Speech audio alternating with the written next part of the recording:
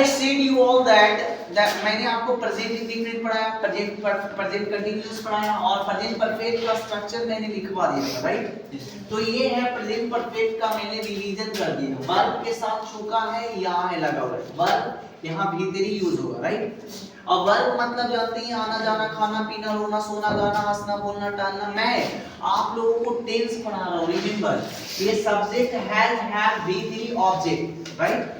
तो वह खाना पका चुकी है, she has cooked food, she hasn't cooked food, had she cooked food, hasn't she cooked food, why had she cooked food, why hasn't she cooked food। ठीक उसी तरह से मैं आप लोगों को एक एग्जांपल दे चुका हूं कि मैं एक पत्र लिख चुका हूं, तो क्या हो जाएगा? I have written a letter।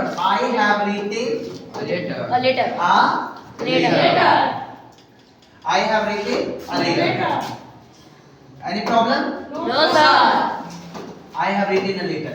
आप इसी तरह से ना सिक्स फॉर्म करना सीखिए। सिक्स फॉर्म जैसे में I haven't कर दीजिए, I haven't कर दीजिए, और फिर इंट्रोगेटिव जब बनाना हो तो हमें कुछ नहीं करना है, क्या है ना, have I कर देना है।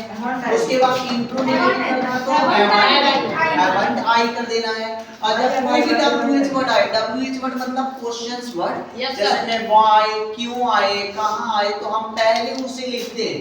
तो आप लिख दोगे why have I, और अगर इंट्रो नेगेटिव आ जाए तो why haven't I। यही से आपका ये प्रॉब्लम होता है, लोग यही कंफ्यूज करते हैं। ओके, अंडरस्टूड ना? तो इस चीज को आप केयर करो, दैट विल बी बेटर। उसके बाद हमने आपको क्या बोला, टेंस के दौरान present indefinite, present continuous, present perfect के बाद आपका प्रेजेंट परफेक्ट कंटीन्यूअस टेंस आता है। तो प्रेजेंट परफेक्ट कंटीन्यूअस टेंस आपके सामने है। प्रेजेंट परफेक्ट कंटीन्यूअस, इसकी आइडेंटिफिकेशन क्या होता है, पहचान क्या होता है?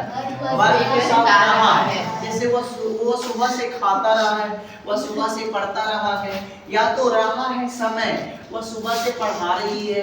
ओके, इस तरह का सेंटेंस आएगा तो आप इसे सिक्स फॉर्म में कर सकते हो। जैसे subject has have been before object since for time, subject has have not been before object since for time, और has have subject been before object since for time, has have subject not been before time.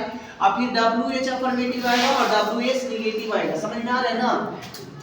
तो आई you B दे के साथ आप have का प्रयोग करते हैं, ही C name के साथ आप हैज का प्रयोग करते हैं। अगर जैसे कह रहा है कि कोई भी पीरियड ऑफ टाइम आएगा तो हम फॉर का यूज करेंगे, और कोई अगर पॉइंट ऑफ टाइम आएगा, देखिए पॉइंट ऑफ टाइम आएगा, पॉइंट ऑफ टाइम आएगा तो हम किसका यूज करेंगे?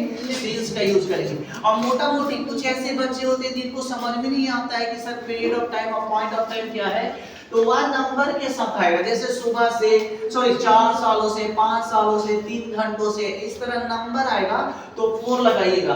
और वह समय जो बिना नंबर को, जैसे सुबह से, जनवरी से, या तो कोई बजे आए, 4 बजे से, 5 बजे से, या तो कोई एग्जैक्ट नंबर आए, जैसे 1947 से, 2005 से, तो हम सिंस लगाएंगे। यहाँ पर मैंने एग्जांपल दे दिया। अब यहाँ एक एग्जांपल दिया कि वह सुबह से खाना पका रही है, तो कैसे बनाओगे?